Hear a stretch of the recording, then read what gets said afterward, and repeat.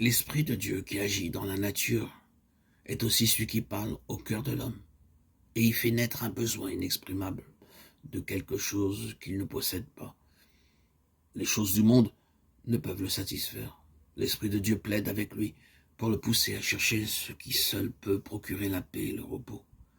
La grâce de Jésus-Christ, la joie de la sainteté. Par des intermédiaires visibles et invisibles, notre Sauveur s'efforce sans cesse de détourner nos pensées des vains plaisirs du péché pour les attirer sur les grâces infinies que nous pouvons obtenir en lui. C'est à toutes les âmes qui ont cherché en vain à se désaltérer aux citernes crevassées du monde que ce message divin est adressé. Que celui qui a soif vienne, que celui qui veut prenne de l'eau de la vie gratuitement. Apocalypse 22, 17. Vous qui soupirez en votre cœur après une vie supérieure à celle que le monde peut vous offrir, reconnaissez dans ce désir la voix de Dieu parlant à votre âme. Demandez-lui de vous donner la repentance, de vous révéler Jésus dans son amour infini, sa pureté parfaite. Les principes de la loi divine, amour de Dieu et amour du prochain, sont parfaitement illustrés par la vie du Sauveur. Un amour et un désintéressement parfait. C'était là sa vie. C'est quand nous contemplons Jésus-Christ, quand les rayons de lumière émanant de lui descendent sur nous, que nous nous rendons compte de notre état de déchéance et de perdition. Nous pouvons, comme Nicodème, nous bercer de l'illusion que notre vie a été régulière,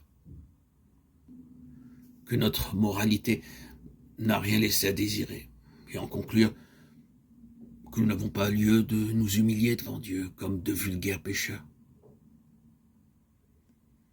Mais quand la lumière de Jésus-Christ brillera dans notre âme, nous verrons combien nous sommes impurs. Nous discernerons l'égoïsme de nos mobiles et l'inimitié contre Dieu qui a souillé tous les actes de notre vie. Nous nous rendrons compte que notre justice est véritablement comme le linge le plus souillé et que seul le sang de Jésus peut nous purifier de la souillure du péché et transformer nos cœurs à sa ressemblance. Un rayon de la gloire de Dieu, une lueur de la pureté de Jésus-Christ pénétrant notre âme en fait douloureusement et nettement ressortir chaque tache.